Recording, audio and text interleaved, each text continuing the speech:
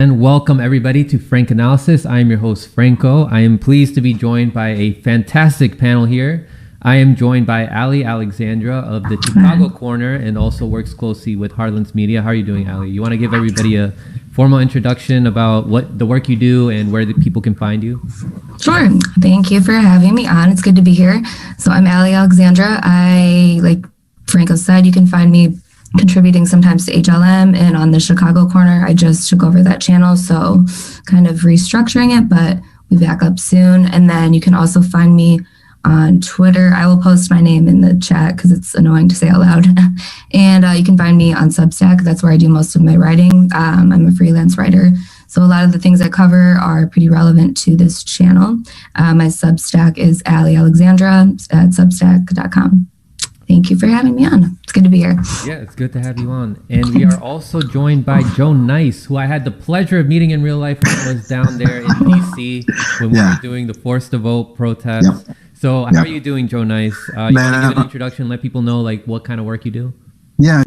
First of all, good to be with everybody here. Out to all the viewers on Rockfin and everywhere else right now. Make sure you smash the like button because that's important because the algorithms are crazy. But semi-retired DJ, record label owner, activist.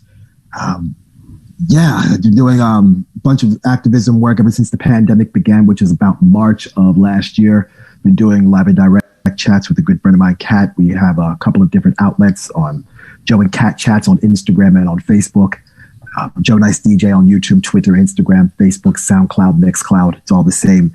And I just want to make sure that the content that I'm putting out is a positive contribution to society and stands up for what people should be standing up for and what people should be believing in. And then joining me for I don't know how many times already you've been on this show, Pearce, but you've been here a lot of times. So for the new people, since I did pick up some new audience members, why don't you give an introduction about the work that you do?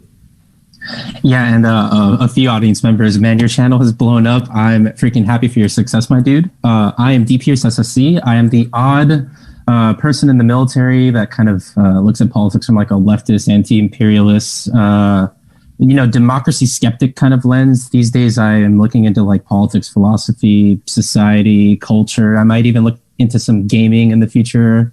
I just, kind of read. I try to throw my thoughts out there on my channel. I wouldn't say that I'm doing anything big, but if you guys want to check me out, my channel is Pearce SSC. I'm sure Franco will have that below, and a pleasure to be with everyone here today. Oh, bro, don't say that you don't do anything big, man. The work that you do is big. You have a diary of like a video diary of the things that you do. And I think you're also planning on having a big future, right? I was musing on running for president in 2028, just kind of as a joke. But I think I'm moving away from that because I'm just seeing how like hopeless the situation seems to be in the U.S. But those are different discussions for, a different day, right? Oh, and I want to say I do not speak for the military. I definitely want to say that.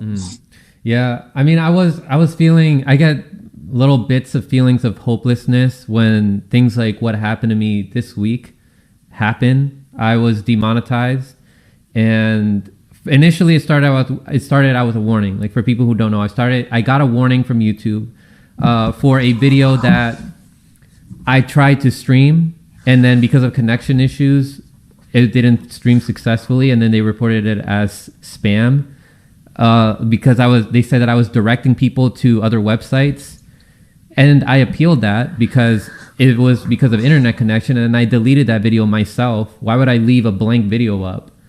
And then they get back to me 2 days later telling me that they reviewed my channel further and they demonetized me. And then the first thing I do, I let my Discord know because people there are my fam. And then I let a group chat that I'm in with other content creators know. And one of the people there sent me that they also got demonetized. And then I go on Twitter and other people got demonetized too. And then we're all looking at like the screenshot of our emails, and then we notice that we received the same email at the same time at 2:18 p.m. Eastern time. That's crazy. This was a purge. And they see us as a threat, but I want to get your opinions. Like what are your thoughts on us getting demonetized? What do you think is the next step after this? 'Cause we know that the shenanigans that YouTube does with suppressing people and taking videos down for illegitimate reasons. Like they don't explain to you why a certain videos are harmful. They didn't explain it to me. They didn't explain it to anybody else why our channels got demonetized. They just said you have a lot of content that goes against our terms and services. So they want us to review it. They want us to look over the hours and hours of content that we have that would take, for some of us, it would take like probably a year to look at every single video again. But what are your guys' thoughts on that? Can I jump in first? And I just want to say that I'll offer a devil's advocate position of how upset or outraged we should be at this at the end, just to provoke the audience. But yeah, I yield the rest of my time. Oh, that's it? Okay, I can go then. I thought that you were going. So I mean, we all kind of saw this coming, but honestly, yesterday, Frank's seeing you, it was like, I could tell you were visibly like really frustrated. So it's, I mean, who wouldn't be, but it was just sad because I've seen other people get demonetized, but that one hurt. I was like, oof. You know, we've seen this coming for a while. They definitely did this like about a year ago on the right. And they've been doing it to some left channels, but I remember that happening and not a lot of people caring, because when it doesn't happen to you sometimes and it's not an issue to you, I guess people aren't going to care. But I see going forward, just other platforms starting to grow. It's going to be hard to initially get people over, but even now, just from everything that happened yesterday, I can tell there's already tons more people that have moved to Rockfin. But I mean, yeah, it's bogus. And the thing is, I was reading through a lot of the terms and conditions because it is hours and hours to just look through it. And the terms on there, they're basically going through the advertisers. So it's not really YouTube, it's their advertisers, and that's the whole corporate like perspective of how things should be run. So they're acting like it's a private company, but they're, you know, it's working hand in hand with the government. So the more that we see the merger of corporations and government, the more of this we will see, because you have to fall in line or you're not going to be approved. That's kind of my perspective on it. I mean, another thing that kind of scares me is just the vagueness of the terms that they use. Like who defines what, you know, something that's offensive might be, or what like quote a terrorist might be. And like if your videos are tagged for that, you're done. So it's just I don't think it's a good business model in the long run. It might be fine now. It works for now, but you know, I think this will be good, and it's a unifying thing because it means that it's, you know, we really are starting to kind of like the working class all wake up on a broader level. And so anytime they see that unity, they want to shut it down. Yeah. Yeah, and I was bringing a lot of voices in, but I want to give a shout out to Dirtbag Left for being in the chat. He said, I'm sure they all watch your those videos very carefully. It wouldn't surprise me if there's people in Google that are designated certain channels, and then they just sit there and watch the whole thing, and then they report to their higher ups, or maybe people in the intelligence community who do that. But then again, there's the close ties, you know, big tech and intelligence. There would be no Silicon Valley if there was no CIA. And what's up, Propaganda? So Propaganda's in the chat right now. He's Peterson. He said, yo, this is great. Yeah, bro, this is amazing, man. So, Joe, what are your thoughts, man?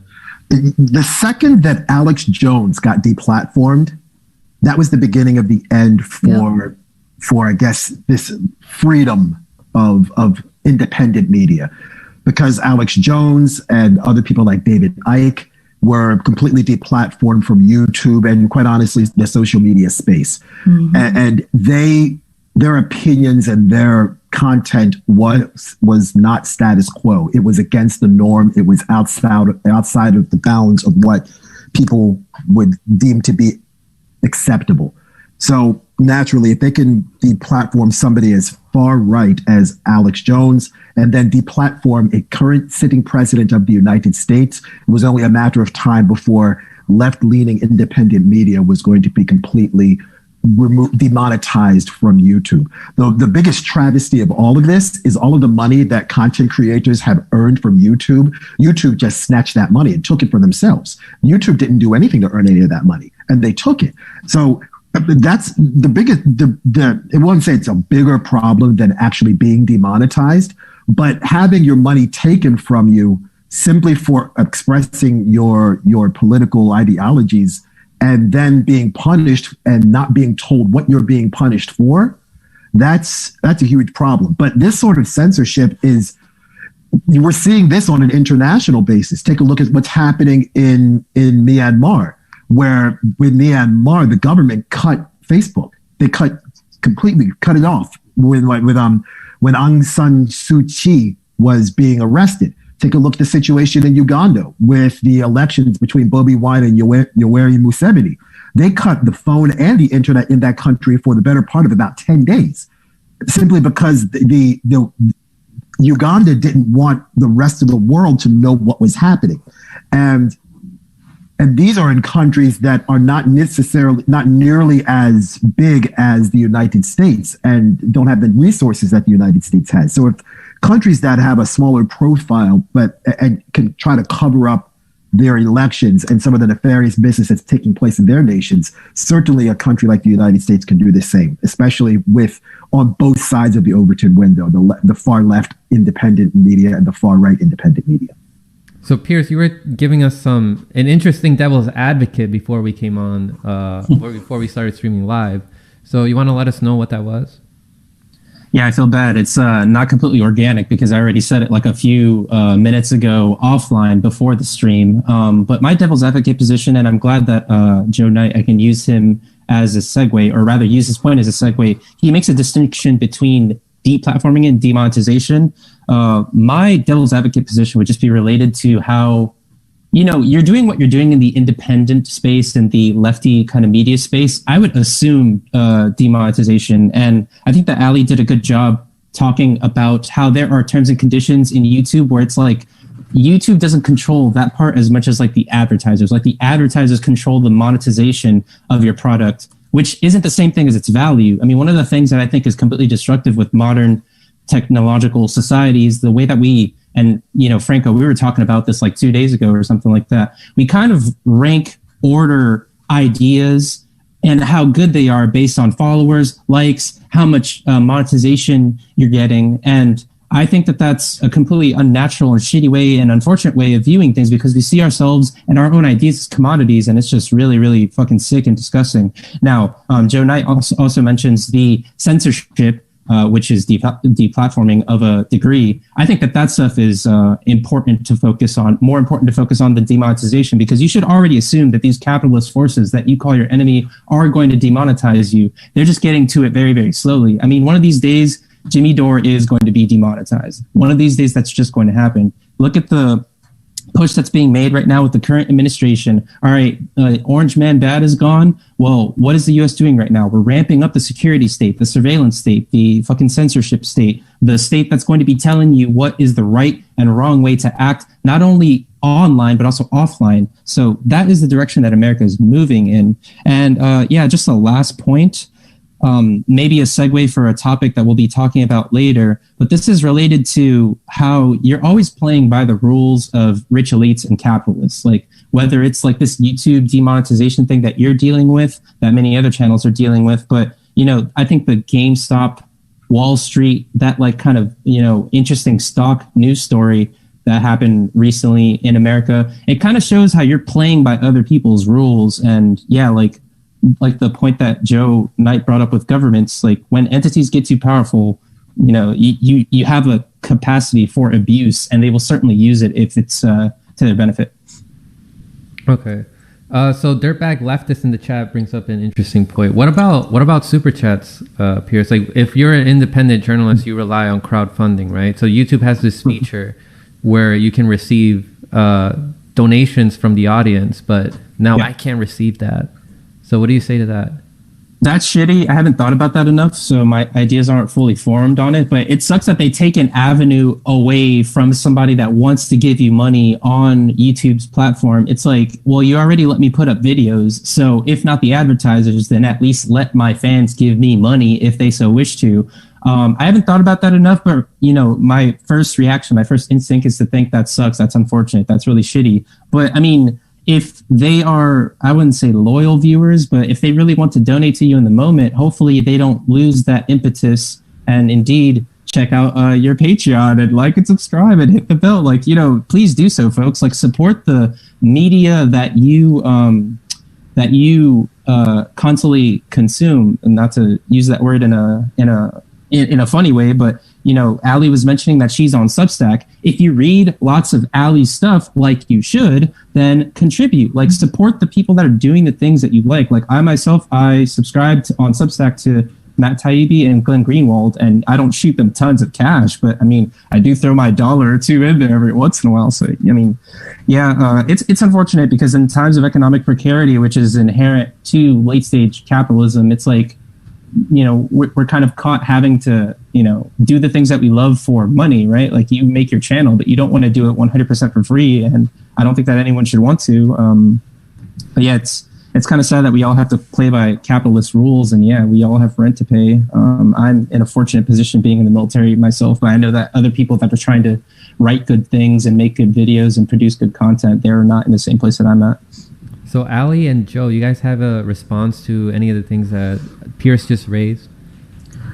I mean, for the most part, he brings up a lot of good points. I don't disagree. I think that, and I'm sure after you think more about the super chats, you'll probably have more to say, because I think that's kind of going in, that's kind of crossing the line, because now you're preventing other users that, by their own terms and conditions, how are they necessarily promoting anything that you're, accusing the person, the creator of, like on a different video? They're not. So it's really controlling like what they're doing with their money. And I'm sure that's somewhere in the terms and conditions. That's why I do like to read them, because it's always in the fine print. But I mean, as there are tons of great supportive people out there, but at the same time, humans are going to be humans, and YouTube super chats are so easy.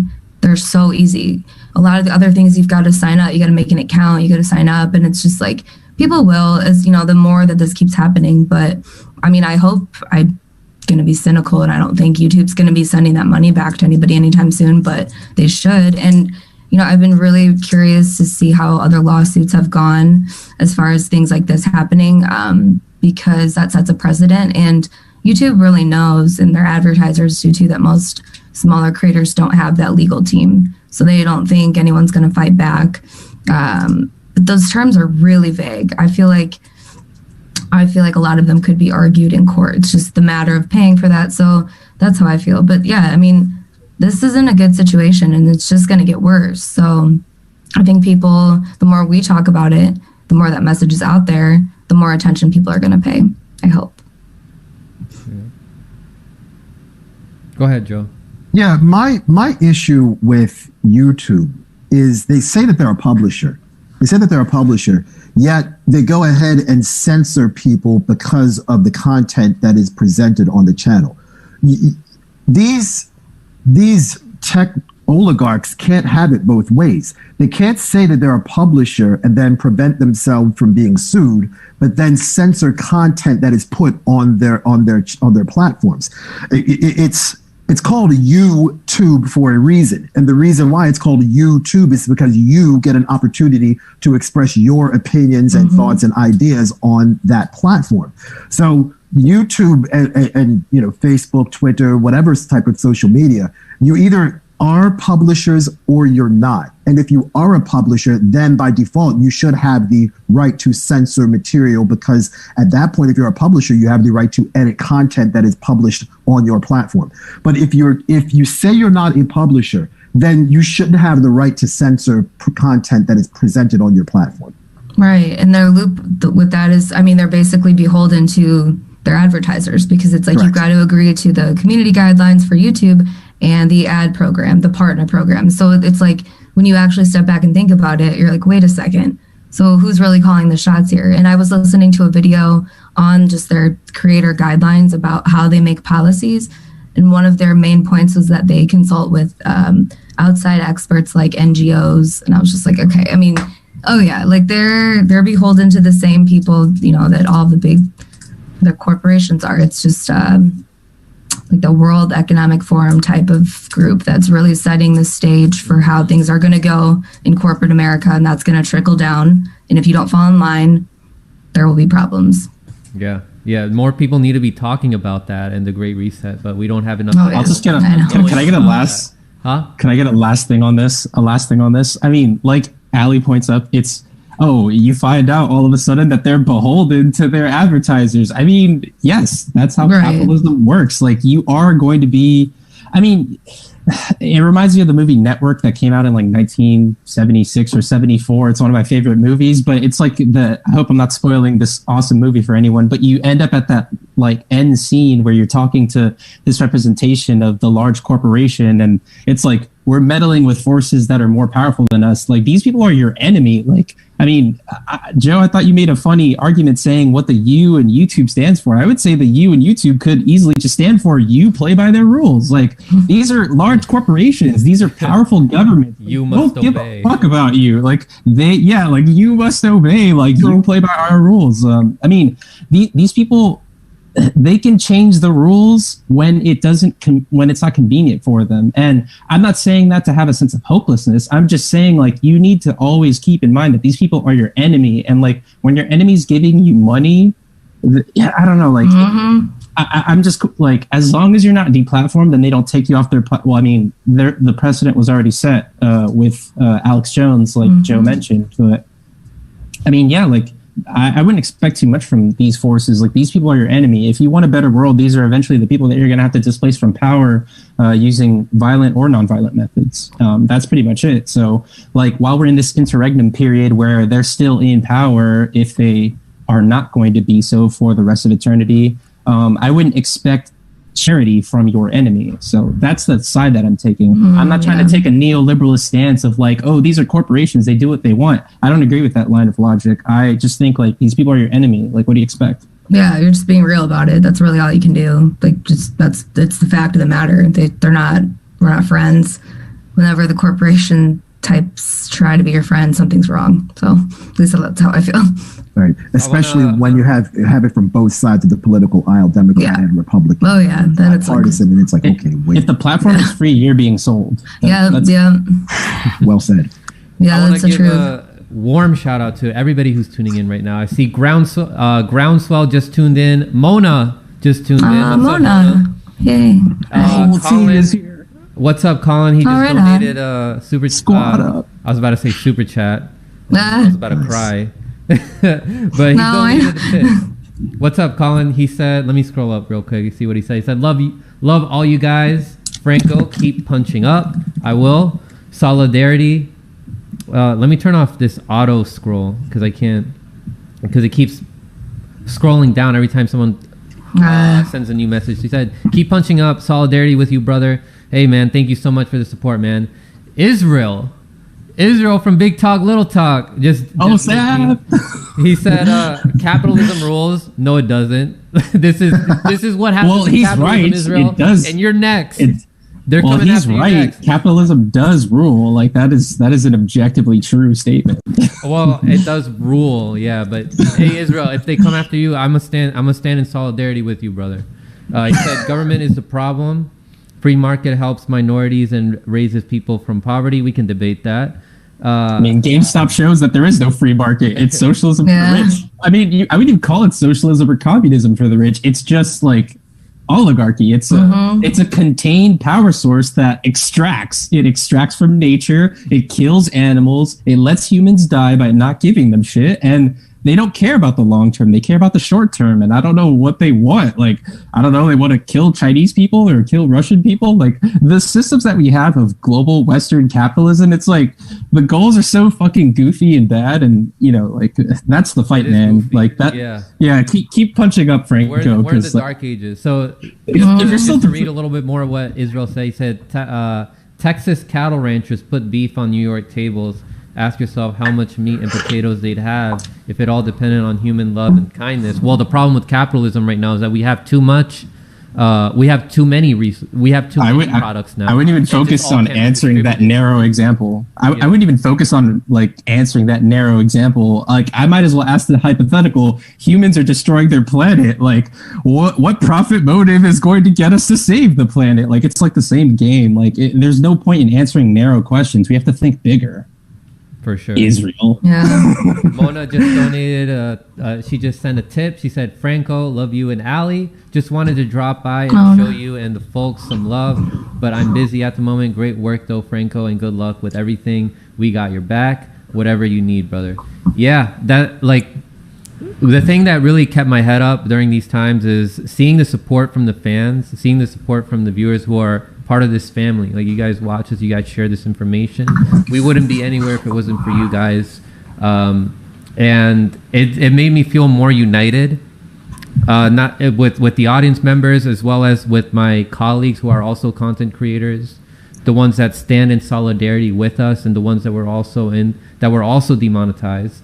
I want to give a shout out to Combo Couch, to Nico House, Jamarl Thomas, even who else was demonetized? There's a whole bunch of us. Graham Elwood. Graham Elwood was demonetized before us this week. Else? They're gonna come after more. Like, they just gave Sheraton a status quo problems. Regardless of whatever disagreements I may have with the guy, I don't think he should be deplatformed like that. No, they went after HLM months ago, so they're good for now. Jackson's like the lone. He's fine for now, Jackson Hinkle. Yeah, and I think it's only a matter of time before they get Kim. I think it's only a matter of time before they get Kim Iverson and they get Jim. Oh yeah, Kim Iverson, I would say for sure. I think she's like almost done with YouTube now. Like, she just streams only, I think, on Rockfin for now because of what happened. Yes. Don't be surprised if it moves from YouTube too. Like, I think that they want to turn the internet, like, they want to turn it into cable news. I mean, that's where they were making their money before, and now everyone's leaving that platform. Like, no one's fucking watching, cable news or TV in general. So you're going to see Netflix and Hulu and YouTube and like basically where people are congregating, where the eyeballs are. Those places are going to get more and more corporate. I think they want to siphon people off too. I like to read the New York Times because I want to know what they're talking about. I don't like read it for my own consumption. And there was an article about Telegram, and this came out I think 2 days ago. It was saying, are these the next for as far as like censorship? And the author was actually arguing that it's better to siphon people off because then you can control them and wipe them out easier. So I kind of foresee that happening as well. Like, if you know, a lot of people now have moved to Rockfin. Just like what happened with Parler. You had a ton of conservatives that moved to Parler. What happened with that? So it's easier to silence people when they're split off into smaller and smaller groups as well. It's divide and conquer. Yep. It's divide and conquer over again.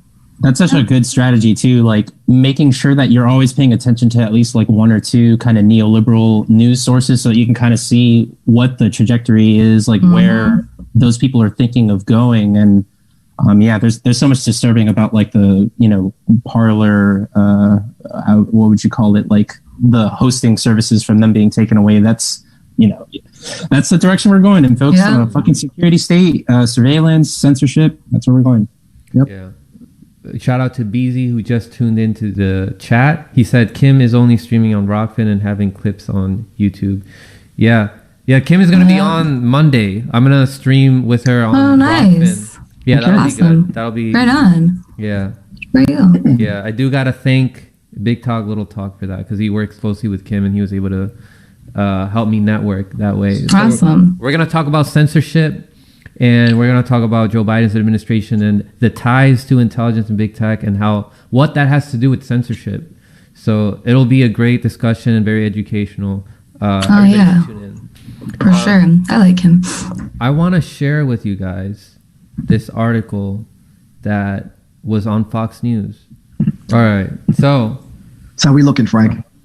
It's good. It's looking good. So there is an article on Fox News that's called YouTube's Dangerous Crackdown on Independent Journalists. It defies all logic and reason. This is written by Joseph A. Wolfson. And he actually reached out to me, wanted to get more answers to his questions for his story. But I saw it later on. But I think he's developing a part 2 to this with more detail. But he pretty much talked about everybody who got the platform. Like, he mentioned Graham, he mentioned Jamarl, he mentioned Combo Couch. He did not mention Nico because Nico hadn't announced yet. He mentioned Ford Fisher. I put out a tweet talking about how I never received a single cent from people's super chats.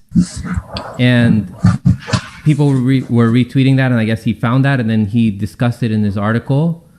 And I said, YouTube, refund my audience. Like, they were donating to me. They weren't donating to you.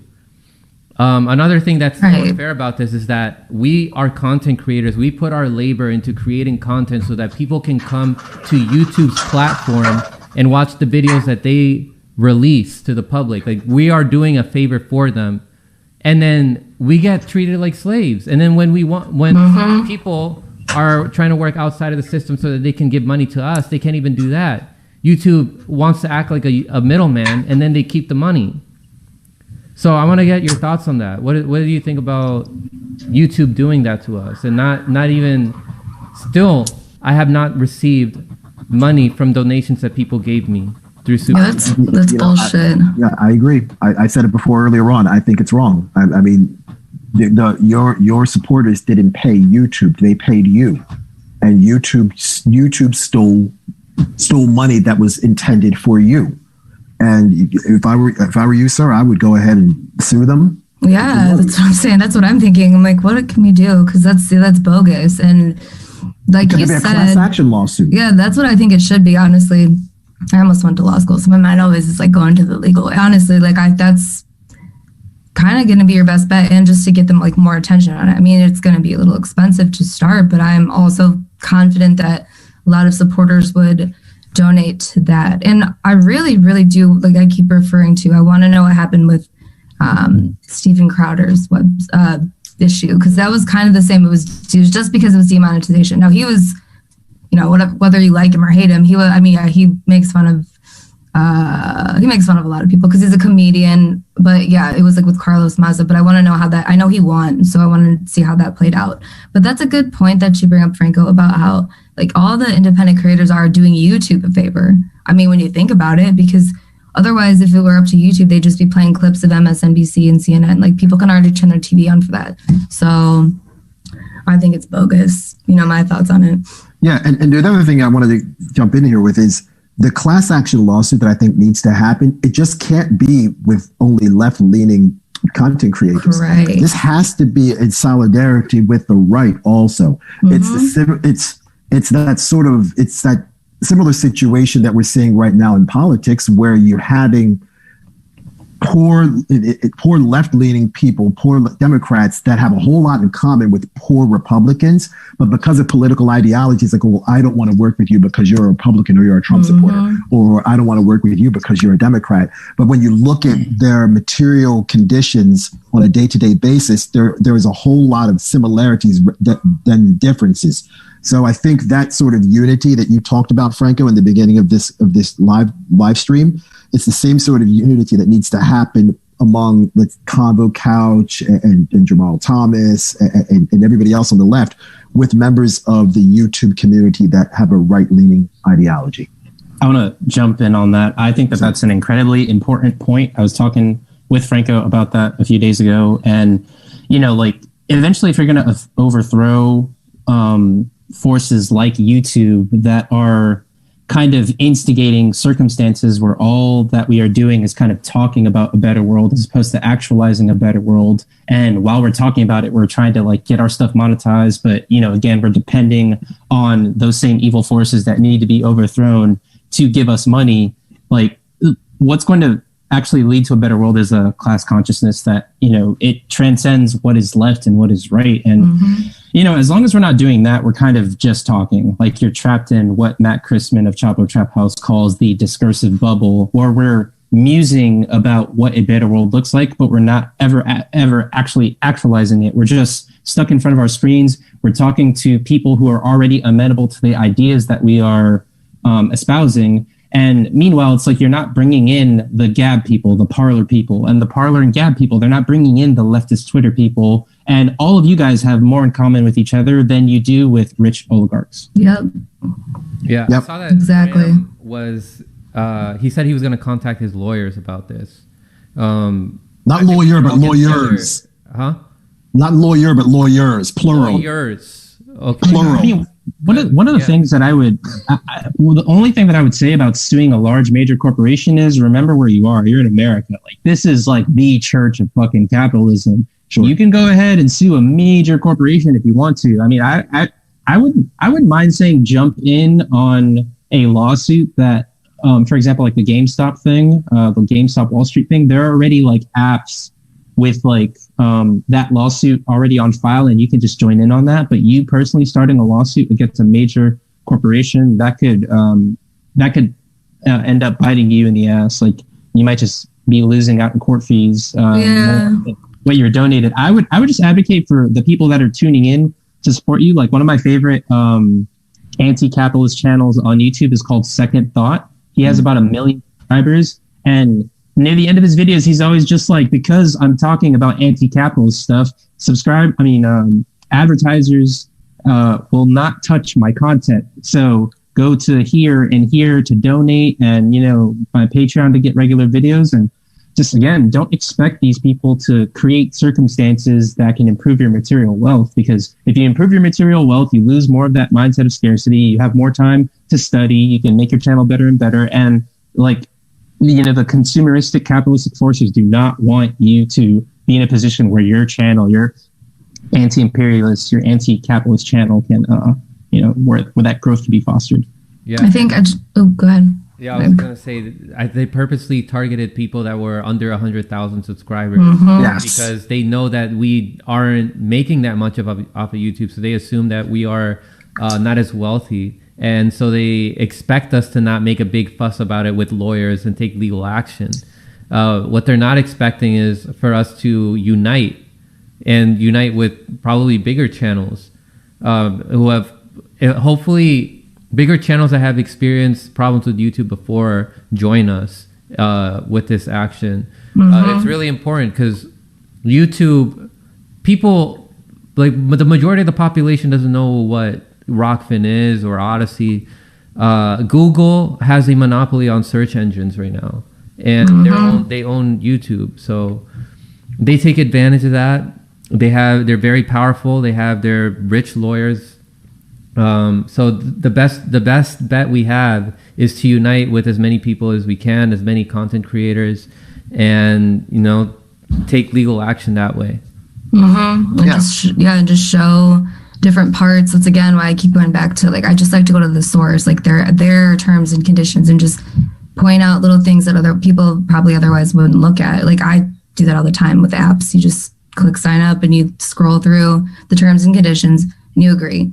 Most people don't read them line for line, but if you can find little things in there, like I was doing, just share them with people, even just to get them to think about it for a second. That's better than nothing. It's not going to be overnight to get people away from this stuff, but I say fortunately, not really in a good way, but like I said, this has already happened on a pretty big scale on the right. So it's not like you're convincing a ton of people. There's already half the population that knows about this type of thing. So it's the hardest people to convince and basically to get on board, if they ever do, would be the neoliberal type, unfortunately, because they live in one chamber and, I'm generalizing, but that's kind of how it is. They live in one little chamber, and I go back to the New York Times article, the way that they speak of these alternative platforms is they're all just a bunch of far right or far left people, so that they convince their readers that they're not worth checking out. So just fighting back against that as well. It's not, for me, it's not about, I think with what needs to happen next, it's no longer left versus right, it's right versus wrong. Yeah. And what happened to everybody on the left and the right is wrong. And what I would honestly like to see happen, in addition to a class action lawsuit, I would like patrons from everybody's channel to contribute to crowdfunding the legal fees for the class action lawsuit. Because if an individual tries to sue a corporation, an individual is going to lose that battle. There are strength in numbers. And if you collectively pool your resources, left and right, crowdfund the legal fees to go against YouTube, in this instance, Google, I think you'll have a much better chance of surviving that legal battle than having a group of having individual here, individual channel here, individual channel here, trying to take down this massive behemoth of a corporation. There's strength in numbers, and an individual wolf doesn't do a whole lot of damage, but a pack of wolves does. And the pack of wolves in this instance needs to be content creators from both sides of the political scale. It depends on where the wolves congregate. If the wolves congregate in a stadium that is meant to shoot wolves, then it's not really worth it to congregate there. I don't think that the revolution will be won through legal battle. I just feel like these are institutions that are already set up for the people that you're fighting against to win. It's like trying to take down Wall Street and hedge funds using the mechanisms of global finance. It's like, well, you're playing on their battlefield, so you're going to lose. Yeah, I want to give a shout I'm not trying to say be hopeless. I'm just saying like something bigger is needed. Like it's multiple fronts that it should be fought. Yeah, but you got to start somewhere. What are they going to argue in court? What they're going to argue in court is you're not entitled to money, and the people that give you money are their advertisers, and their advertisers have priorities that they want to monetize and priorities that they do not want to monetize. And like that's kind of like the way that America works. Like they're just going to say like, we don't want to monetize your stuff, and we're still giving you a platform where you can reach an audience, and then you can tell people to go to other, platforms to contribute to you. But we don't necessarily have to facilitate your financial gains and those kinds of behaviors. Now, I think it's shitty when you allow super chats that let you get money from people that want to contribute to you, and you facilitate that process for some channels and not for others. I mean, at that point, the organization, the large corporation could say, well, all you have to do is log on to PayPal, log on to Patreon, and do the thing that you were trying to do anyways. I don't have to facilitate that process for you, which I guess in my mind would strike as legally true. But it is shitty that not only do they take away the monetization of your channel from advertisers, and I'm not saying it's shitty because they should give you money. I'm saying it's shitty because, like I was saying earlier, all of our ideas are rank ordered in a hierarchy of what gets the most likes and fucking, followers and what makes the most money. But it's shitty because it's like that process. It's already just trying to get money from somebody that wants to give you money to you. And it's unfortunate that you take away the advertising, but also keep that process for some people and delete it for other people, which I think sucks. It's like the advertisers are controlling whether they give you money or not, but they're also controlling whether or not other people give you money or not, which is unfortunate. Yeah. I'm going to read these tips real quick, and then I'll make a point. J9 Campbell says, keep it going. Keep speaking to all people. For sure, man. Thank you so much. Brian Fouch says, YouTube was already stealing 30% of your supporters' money. That's right. I don't get all the money that people donate through super chats. YouTube gets a percentage of that. More people are integrating Streamlabs tip/chat on their channels. Convo Couch has Streamlabs super chat up today. Marjorie Rowan says Frank analysis received. Okay, Frank analysis received. So what was I going to say about all this? So what were the last things that you said, Pearce? Remind me so that I can remember like what I was going to say. Yeah, the last thing that I said is I think it's unfortunate that advertisers, they control whether or not kind of indie media gets money or not. And it's not unfortunate that, because I don't think that they owe you money, because they have their priorities of what to monetize or not, because they're large corporations. They're going to choose who they give money to. But it's unfortunate that that process kind of puts all of our ideas in a capitalist kind of rank hierarchy, where it's like the stuff that gets paid the most attention and most advertised is, frivolity mostly. But not only is it that they control whether or not to give you money, but they control whether or not other people will give you money, which sucks. When that second process is already allowed for people that are ostensibly monetized. Like, we're going to monetize these people, and we're advertisers, we're going to give them money. And those are the people that are allowed to have that facilitated process where their fans can give them money. And then it's like channels like yours, we're going to demonetize yours. We're going to demonetize Graham Elwood's. We're going to soon demonetize Jimmy Dore. But then we'll also control whether or not they get super chats, which is like a more organic process where the fans are giving to the creators. And I'm saying that first process isn't owed to you, but that second process just feels like they're putting a roadblock in front of you while they remove that roadblock for people that they're already monetized. Yeah. And one thing I'm going to mention is that when we received the emails, they were not specific about which videos in particular violated their terms of and conditions. And the thing is, if they do point out specifics, there's a bunch of other YouTube channels that released videos that violated those terms and conditions in a similar way that we did. So then we would be like, okay, what about this? What about this? Like that's why they were so vague about it, so that we don't bring up a case and show them how hypocritical they're being.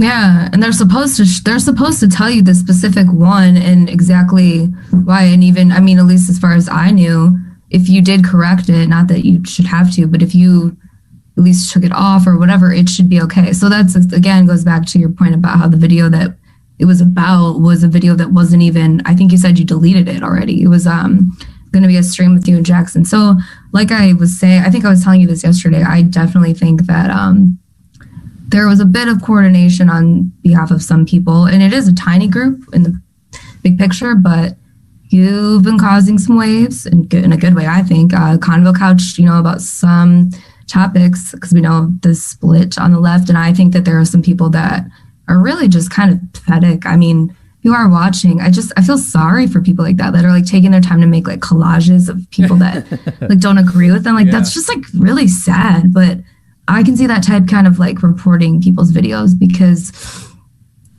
I mean, well, they're getting emails from people like AOC, like, hey, report stuff if you see it. Of course they're going to do it. Like they want that those are people that don't really, in my mind, stand for anything. They're looking to fill a void, and like, so approval from a politician that doesn't care about you at all. They're just literally, having you push an agenda. That's how they're going to spend their time. So I do think it was some of that because like you said, Frank, like there's a lot of people online with the same content that all of you have, not in the same format, but definitely kind of the same discussion and talking points. So I was just very curious how it all went down. Yeah, and then that email that AOC released that was telling people to mass report people who are releasing, that are saying things on social media or having hashtags that are too critical of AOC because it's dangerous, and she's tying it back to the Capitol and how she had trauma. It's absolutely ridiculous. I think that this was a concerted effort in having AOC tell people to mass report people, and they mainly went after people like did she do that? And Combo Couch and Nico, Jamarl, people who are being critical of her. Yeah, because you can't criticize her. It's insane. I've been off Twitter for like 2 weeks, and yeah, man, these people are the enemy. Like, I mean, sure, every once in a while they're like, people should have, the right to healthcare as opposed to just saying Medicare for all. But like these people are looking out for their own careers. I wanted to say one quick thing to you, Franco. Like the money part, like compartmentalize, like that is not your value. You produce good work in the future. Focus on continuing to produce good work. Like the capitalist kind of structure is always going to devalue your contributions, especially as you get more and more, you start making more waves and you're more effective with the content that you're producing. I just focus on making good content, but I feel like I'm running out of things to say on YouTube and monetization. Like these people are your enemy. Yeah. People like the politicians are your enemies. The large corporations are your enemies. Governments that want to watch your movements and put you on lists. Yeah. Like these people don't think according to the regular narrative. These people are your enemy. And I mean, like I just don't really know what to say after that. Like maybe we won't be the ones that see change happen in our lifetime, but yeah, like everything has to focus on what Joe talked about, where it's like we try to build class consciousness among people that see themselves on the left and the right. And if we're not doing that, we're just kind of talking anyways. But yeah, man, just focus on doing good work. Don't assume that these capitalist forces are going to monetize you. In fact, do everything that you're doing, assuming that you're going to be demonetized tomorrow. And yeah, it's unfortunate that some people want to do this for a living, but I mean, I don't know, it's kind of a privileged position to be in a position where you're just producing content without actually organizing or doing anything of concrete, practical action type value. Like not everyone can be a propagandist, although that is useful. Yeah, sorry to ramble there. But yeah, I'm wondering if we're going to talk about anything else. Yeah, and that's a lesson that a lot of people should take for themselves, even if you're not a content creator. Whatever you do, if you love doing it, the money will come eventually. So listen to your heart when it comes to choosing a career.